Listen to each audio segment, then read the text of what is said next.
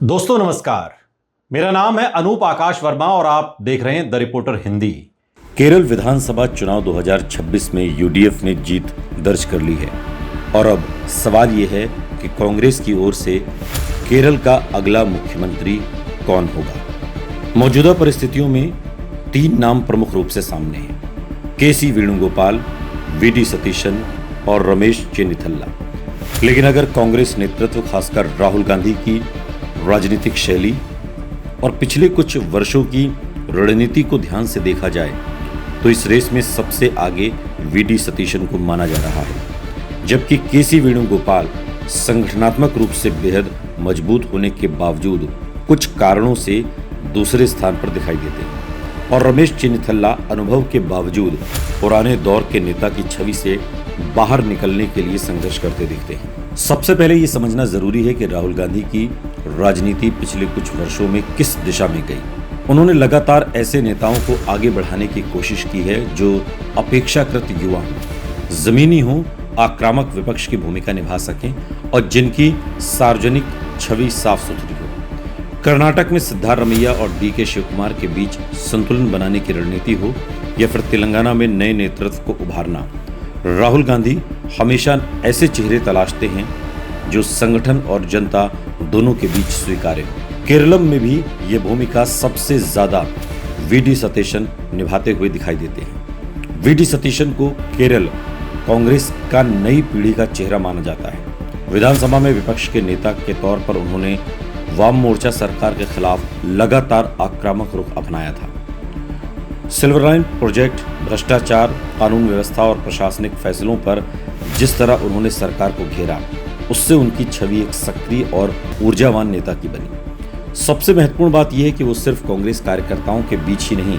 बल्कि यूडीएफ के सहयोगी दलों के बीच भी स्वीकार्य माने जाते हैं। इंडियन यूनियन मुस्लिम लीग और केरल कांग्रेस जैसे सहयोगी दलों के साथ उनके रिश्ते अपेक्षाकृत सहज बताए जाते हैं।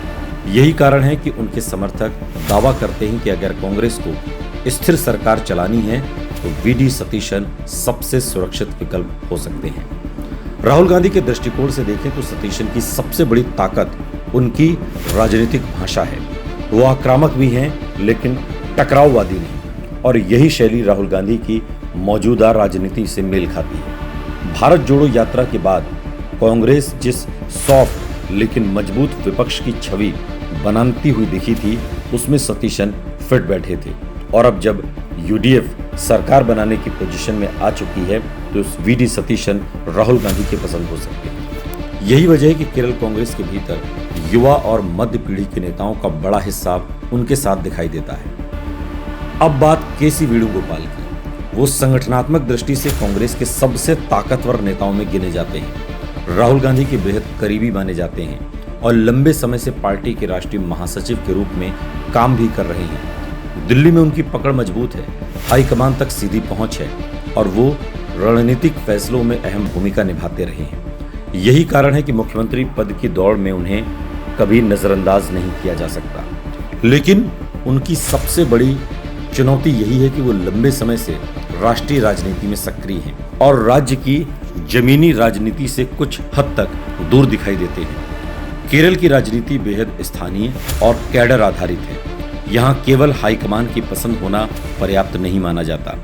कई कांग्रेस विधायक ये मानते हैं कि मुख्यमंत्री ऐसा होना चाहिए जो लगातार राज्य की राजनीति में सक्रिय रहा हो और जनता के बीच प्रत्यक्ष संघर्ष करता दिखा हो।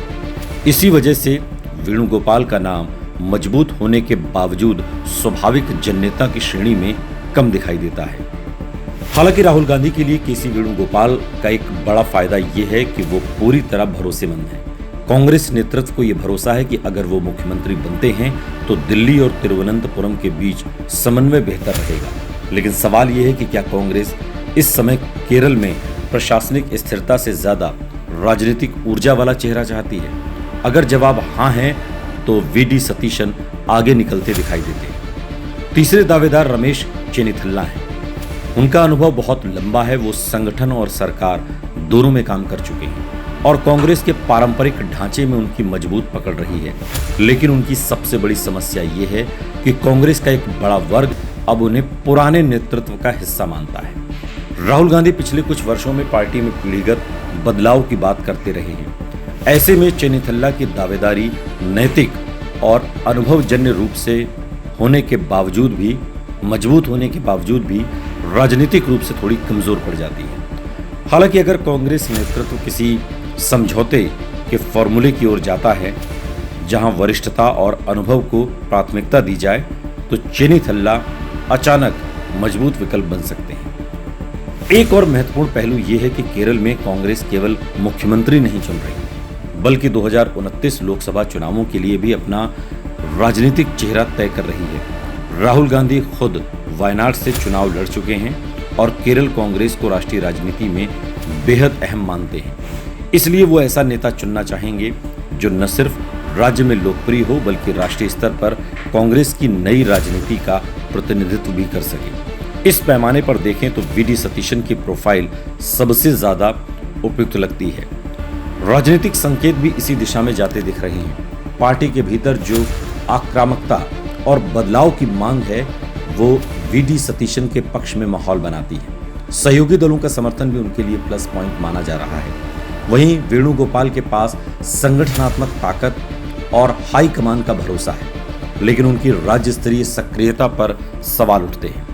चेन्नीथल्ला सम्मानित वरिष्ठ नेता हैं, लेकिन कांग्रेस शायद इस समय भविष्य की राजनीति पर ज्यादा ध्यान देना चाहती है। इसलिए मौजूदा समीकरणों, राहुल गांधी की कार्यशैली, कांग्रेस की नई रणनीति और केरल की राजनीतिक जरूरतों को देखते हुए ऐसा लगता है कि वी डी सतीशन इस दौड़ में सबसे आगे हैं। अगर कांग्रेस नई पीढ़ी, आक्रामक विपक्ष प्लस गठबंधन स्वीकार्यता के फॉर्मूले पर चलती है, तो वी डी सतीशन मुख्यमंत्री बन सकते हैं।